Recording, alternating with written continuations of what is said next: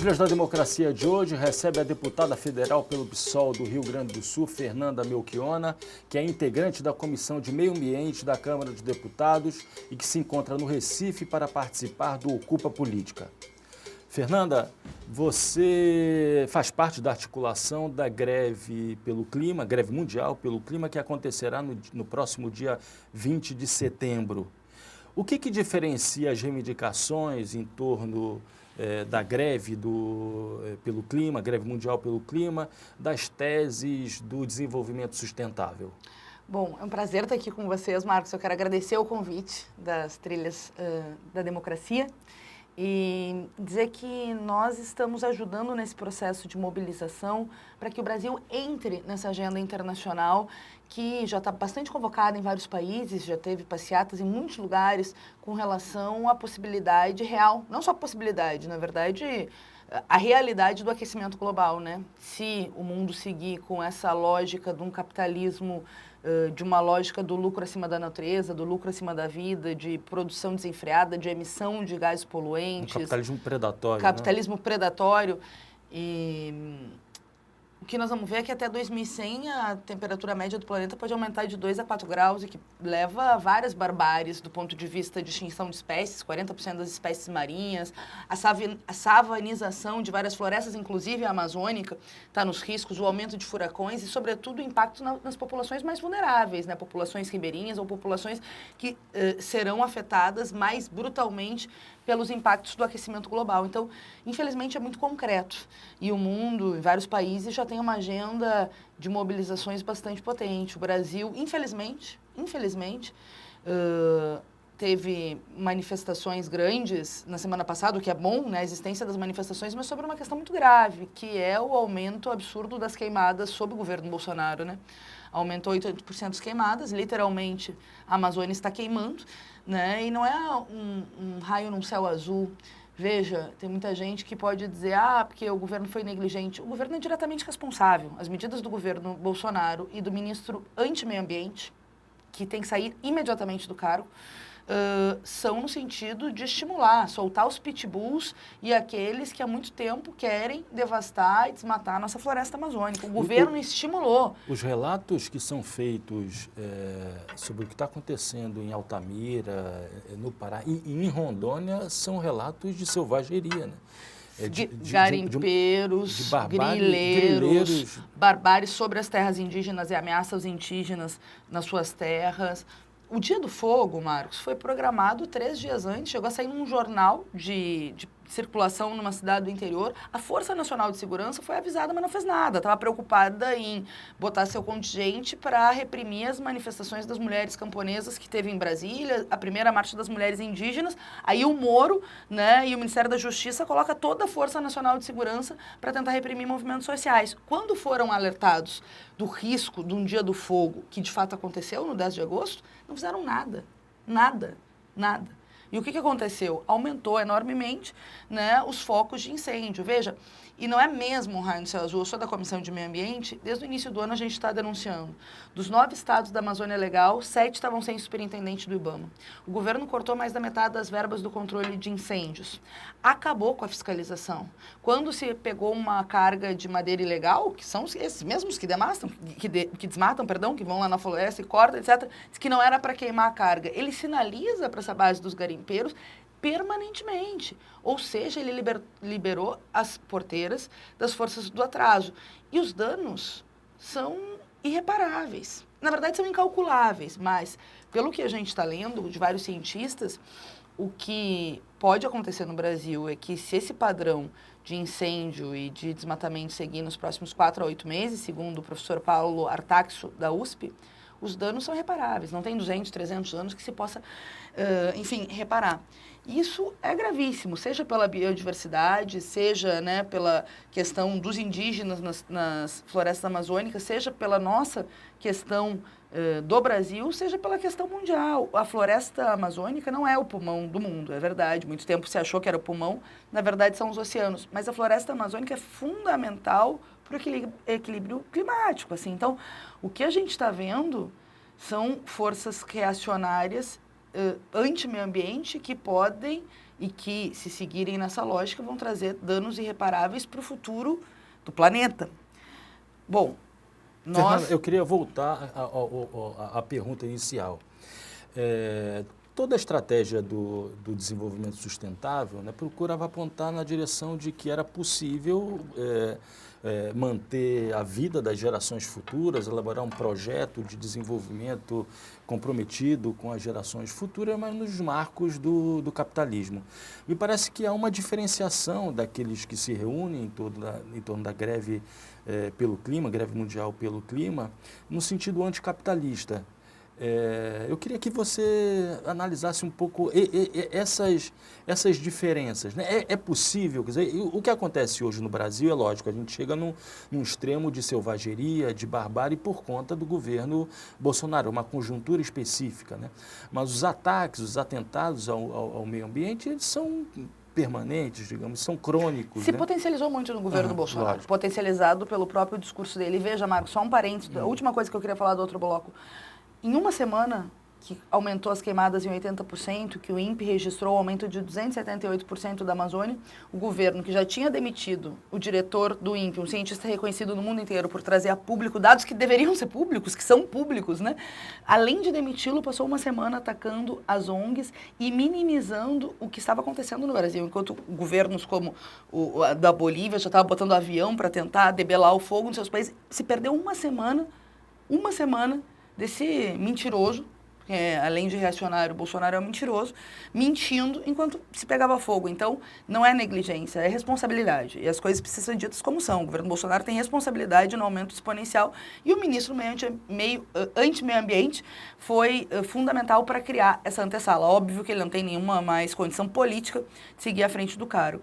Eu acho que tu traz uma pergunta importante sobre o futuro da humanidade. Veja, eu tenho a impressão de que a lógica do capitalismo é uma lógica do lucro acima da vida, do lucro acima dos direitos dos trabalhadores, do lucro acima do meio ambiente, da natureza, ainda mais nesse momento que o capitalismo está numa crise desde 2008 no mundo. Né? E agora, de novo, vários países estão ameaçados de entrar em recessão. E o Brasil começou em 2013 e 2014 e essa crise é gravíssima. São mais de 5 anos de estagnação, de baixos salários, de desemprego de 13 milhões, 35 milhões na informalidade. Qual é a receita do capital nesse momento histórico? Menos direito para o povo, menos Estado no sentido de direitos sociais, educação, saúde, mais espoliação e mais devastação ambiental. Essa tem sido as receitas de uma forma geral, né?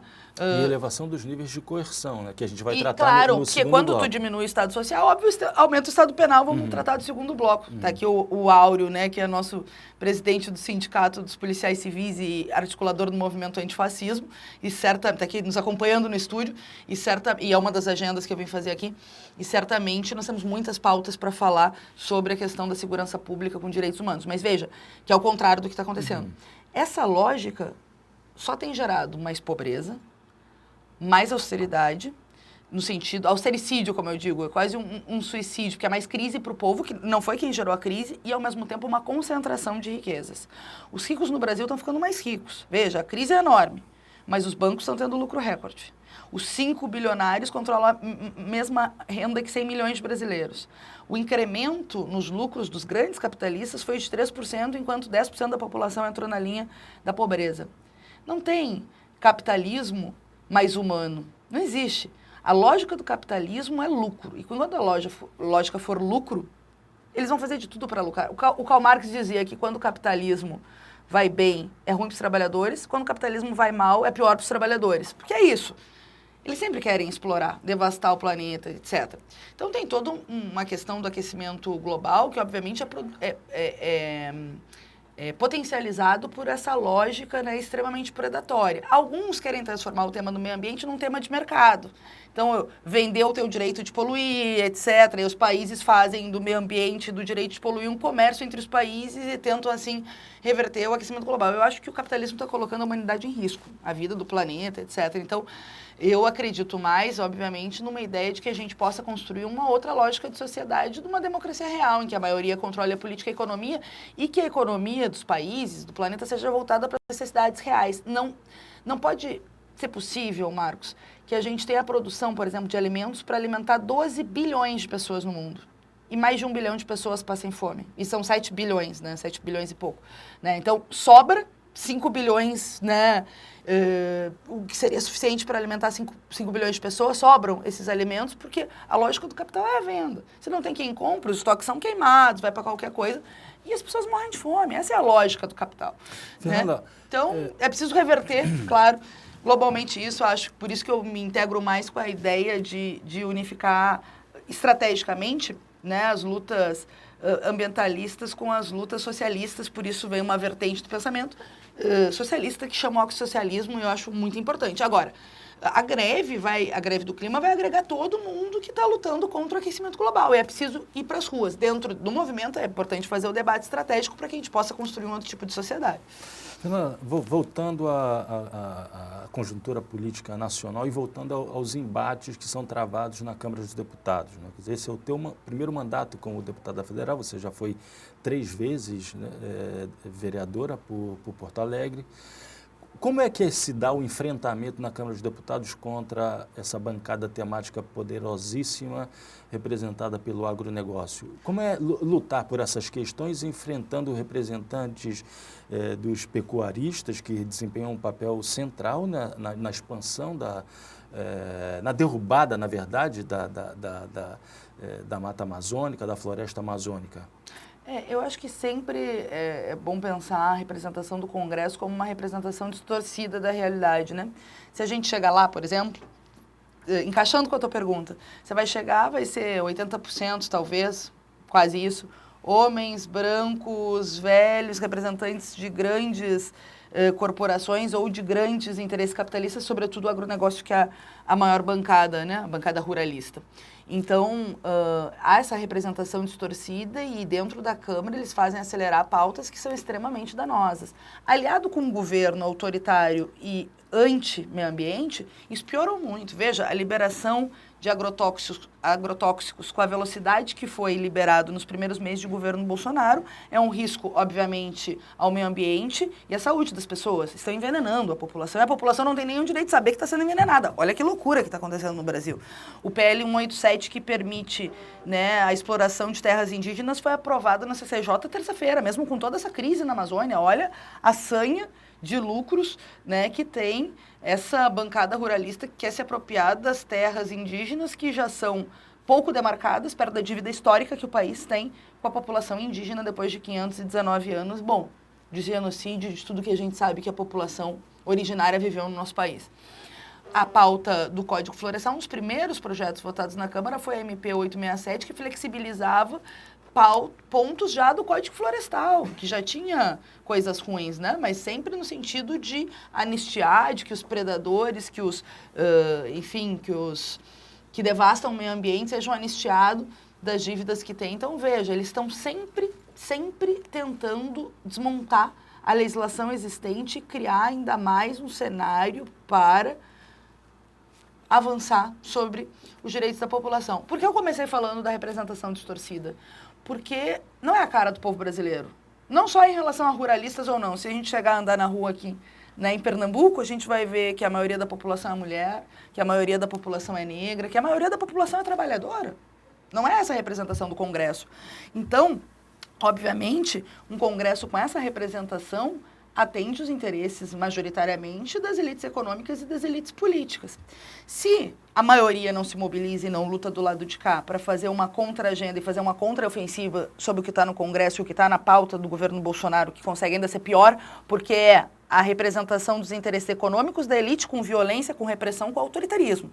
Né? O Bolsonaro é o que eu chamo de velha política no sentido do sistema político brasileiro, que tem muito controle das elites econômicas, com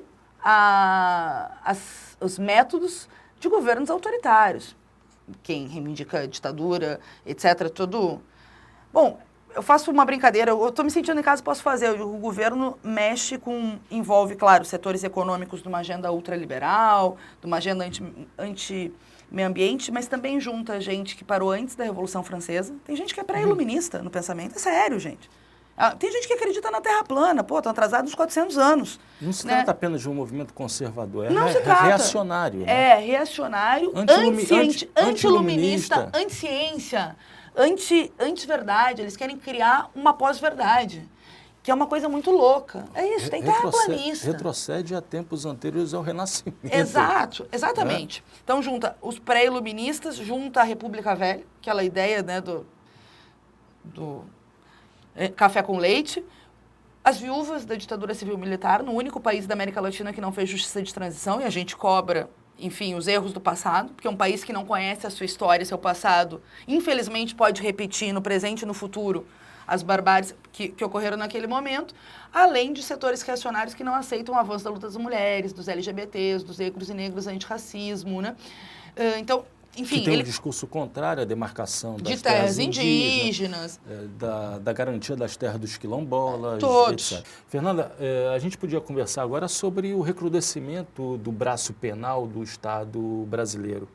Como é que você avalia esse crescimento em 7, 8 estados do número de homicídios praticados por policiais militares, com destaque para aquilo que acontece no estado do Rio de Janeiro? Eu acho que é muito grave o que está passando no Brasil. Nós temos a polícia que mais mata e que mais morre no mundo. E essa parte da violência policial, da letalidade policial, obviamente também é incrementada, já era muito grande, aumentou exponencialmente em 7, 8 estados, sobretudo no Rio de Janeiro. Aliás, um parênteses, no Rio de Janeiro, 818 casos, não foi desde o início do ano, nós podemos confirmar para dar o dado certinho, mas nenhum em área de milícia, Ainda mais levando em consideração que as milícias, que são organizações criminosas que têm relação com o Estado e com tentáculos do Estado, né, políticos, etc., é caso de crime, polícia e política junto no Rio de Janeiro, em relações com a família Bolsonaro, né? O próprio Bolsonaro e a família nomeou durante muito tempo pessoas vinculadas ao escritório do crime no seu mandato. Então, veja, aumenta a letalidade policial em outros bairros, nas áreas controladas por uma organização criminosa chamada milícia não tem nenhum, ou seja, portanto, não deve ter muitas operações policiais. E, obviamente, esse discurso, essa violência é incentivada pelo que o próprio Bolsonaro fala. Nunca foi tão claro na história brasileira que não existe Estado paralelo, né? Que há uma presença dentro do aparato estatal desses interesses vinculados à criminalidade. E que pode crescer muito, né? Com o governo Bolsonaro, exponencialmente. Por isso que a gente também botou como centro da luta, não só, né, mas tem uma centralidade a luta por justiça para Marielle Franco, quem mandou matá-la, não só pela família, pela dona Marinette, né, pelo pai, pela esposa, pelos companheiros e companheiras de partido, das pessoas que tiveram a oportunidade de conviver com a Mari, mas, sobretudo, por uma questão da vinculação desse Estado paralelo dentro do Estado brasileiro e das organizações criminosas que são as milícias.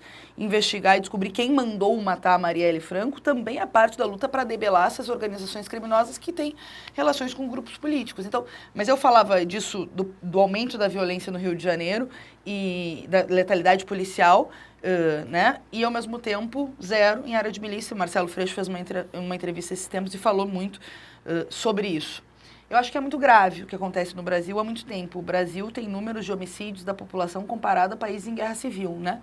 Mais 60 mil mortos em 2017, segundo o Atlas de Segurança. A maioria são jovens negros, né, das nossas periferias. Não é normal os índices que nós temos no nosso país. E o que a gente vê é que, infelizmente, um setor desesperado da população comprou gato por lebre na eleição presidencial, cansado da segurança e, na verdade, achando que o problema da segurança pública é os direitos humanos, que é o discurso mentiroso, demagógico e falacioso que a extrema-direita e o próprio Bolsonaro fazem. O problema da segurança pública é a ausência de direitos humanos. Exatamente a ausência de direitos humanos.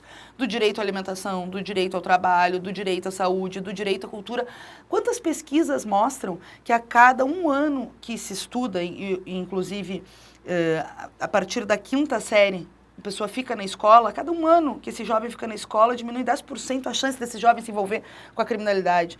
Quanta gente sabe a importância de ter cultura, ter oportunidades para a nossa juventude, para não ser massa de manobra e, mais do que isso, descartável para a gangue capitalista que são os narcotraficantes, sabe? Então, assim, A ausência de direitos humanos faz aumentar a violência social. Essa política de encarceramento em massa que vem sendo executada no Brasil durante 20 anos não diminuiu a violência, aumentou a violência. Aumentou a violência. E que vem aumentou o controle das facções. E que vem vinculado ao discurso da guerra às drogas. Claro, né? que é uma maior demagogia, né? Guerra às drogas, que na verdade só aumentou o consumo de drogas e alimentou um mercado bilionário e ilegal, sem controle, obviamente, estatal. Então é preciso fazer debates estratégicos, como a questão da legalização da maconha, como parte de uma política de segurança pública, evidentemente. É preciso fazer um debate sobre as prioridades. É inadmissível que menos de 10% dos crimes contra a vida no Brasil, que aí são estupros, assassinatos, latrocínios, sejam de fato identificados, porque não é a lógica da segurança pública a investigação dos crimes contra a vida. Não é possível a gente ter uma estrutura de segurança pública que tenha 2 portas de entrada para o policial.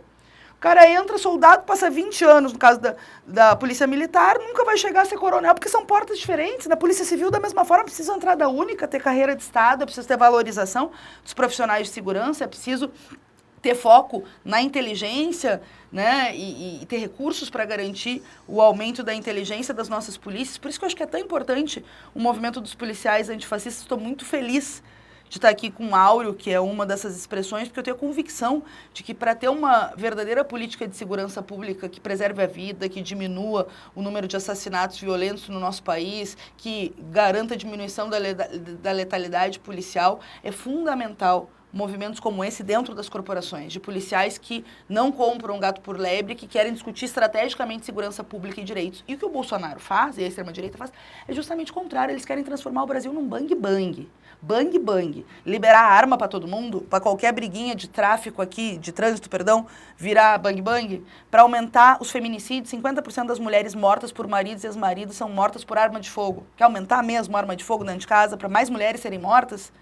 Para qualquer briga no boteco aqui da esquina virar um tiro, para ter mais acidente doméstico dentro de casa de criança que pega a arma do pai e infelizmente mate coleguinha, ou suicídio que tem aumentado. É preciso falar de suicídio, gente. Tendo mais ou menos arma de fogo em circulação, vai ter mais ou menos suicídio. É demagogia, é mentira, é bang-bang. Eles vão transformar o Brasil numa lógica que vai aumentar a violência. Tem pesquisas sérias. Eu acho que essa do Daniel Siqueira, eu não gosto da fonte, mas que a cada 1% de aumento das armas de fogo em circulação no país, aumenta 2% os homicídios. Nós já estamos com esses dados absurdos de homicídio. É preciso reverter essa lógica. Claro que do governo Bolsonaro não vai vir isso, mas de movimentos como o movimento antifascismo dentro da polícia, dos movimentos sociais e da construção de um polo. Eu queria... Pronto, eu queria que a gente, então, agora nessa parte final do programa, a gente falasse um pouco sobre a reconstrução na sociedade civil, entre os partidos, né, das modalidades de oposição, de resistência a essa avalanche da barbárie bolsonarista que acomete o Brasil, não apenas desde a sua posse, mas, digamos, desde 2013, 2014. Né? Como é que você observa a movimentação da sociedade, na sociedade civil brasileira, e mais do que isso, as relações entre organizações da sociedade civil brasileira com organizações de outros países que também sofrem com algo parecido? Nossa, tem que me convidar para fazer um programa de 2 horas para a gente discutir junto isso, né? Mas, veja, eu acho que esse processo começa pelo teu final. O Bolsonaro ocupou um vazio na história, identificou um espaço vazio diante do aumento da crise econômica. O povo está muito cansado da crise econômica num país que já tem uma crise social brutal, como o Brasil, de desigualdade, né, de milhões de pessoas vivendo sem saneamento, de desemprego, enfim. Potencializou uma situação muito difícil já no nosso país. Nós temos mais de 5 milhões de brasileiros que estão passando fome, 20 milhões que estão cozinhando com lenha porque não tem dinheiro para comprar gás. A coisa está muito feia no nosso país. Bom, ele viu esse espaço político pós-2014 de combinação de uma crise econômica profunda com uma crise de representatividade, que é um processo mundial. O capitalismo está em crise. E a lógica do capitalismo para recompor os seus lucros é massacrar mais os direitos da classe trabalhadora, da juventude, das mulheres, explorar mais o meio ambiente. A classe política, que tem no sistema político dominante uma lógica de manter os privilégios dos ricos e dos próprios políticos, também entrou em crise no sentido das pessoas não se sentirem mais representados por ela. E também tem o balanço de uma esquerda que entrou nesse modus operandi e decidiu governar dessa forma de fazer política. Gerou um ceticismo. E assim, em todos os lugares do mundo, presta atenção, Marcos, todos os lugares que essa neofascismo apareceu, foi uma combinação de crise econômica, de crise de representatividade, de uma esquerda que se adaptou e uma esquerda radical que não foi suficiente de ocupar esse espaço, né? E uma extrema-direita que ocupou esse vazio, vendeu o gato por lebre. O Bolsonaro se vendeu como se utiliza do discurso da crise, da crise de segurança. Ele se vendeu como antissistema. Ele disse que ele não era... Claro que ele é o filho mais podre desse sistema político. Ele é o filho mais podre desse sistema, mas ele se vendeu como antissistema, como anticorrupção. Como o Trump fez nos Estados Unidos, a gente pode pegar vários exemplos internacionais, e ganhou um setor do povo. Está perdendo, porque a desaprovação dele está caindo. De fevereiro para cá aumentou de 19% para 53% o número de pessoas que desaprovam o seu governo. São pessoas do povo que compararam gato por lebre. E essas pessoas precisam fazer a experiência mais rápida com o governo e lutar junto com a gente. E chama atenção também, a desaprovação ao governo vem crescendo, mas a desaprovação ao presidente cresce ainda mais. Ou seja, existe um traço da personalidade dele que incomoda os brasileiros, né? É o governo mais mal avaliado em 8 meses em primeiro mandato. Veja, não é qualquer coisa. 93% das pessoas na última pesquisa dizem que concordam conosco na defesa do meio ambiente. Os jovens que fizeram o tsunami da educação em 15 de maio tiveram amplo apoio da população e precisa seguir a luta em defesa da educação, porque as universidades estão colapsando e é uma luta que pode ser de maioria no sentido da maioria do povo nos apoiar.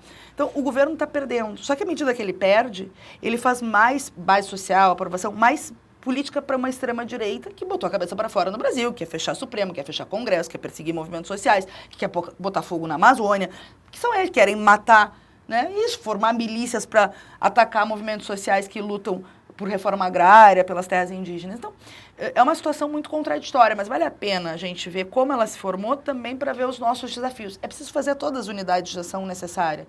Todos que lutam contra o governo Bolsonaro, juntar as oposições, fazer luta, né, com todos que queiram fazer luta no sentido de ir para as ruas, defender direitos, isso é evidente, né?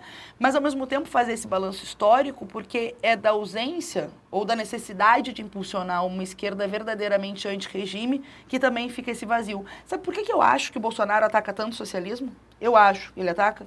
Porque ele sabe que os socialistas são os únicos que podem ser coerentes na luta contra a corrupção, na luta antissistema, que pode aparecer como uma alternativa e um referente, né, de uma nova relação com o poder e com a tentativa de construir um poder popular. Então ele já ataca para tentar numa nova verdadeira forma de fazer política. É claro, preventivamente nos ataca. Então eu acho que é também a chave um pouco desses tempos políticos que nós estamos vivendo. Não é à toa que o Bernie Sanders é uma das expressões lá nos Estados Unidos. Durante muito tempo não se falava em socialismo nos Estados Unidos e agora se fala horrores. Os jovens se identificam mais com o socialismo, saiu uma pesquisa lá no ano passado, do que com o capitalismo, os jovens.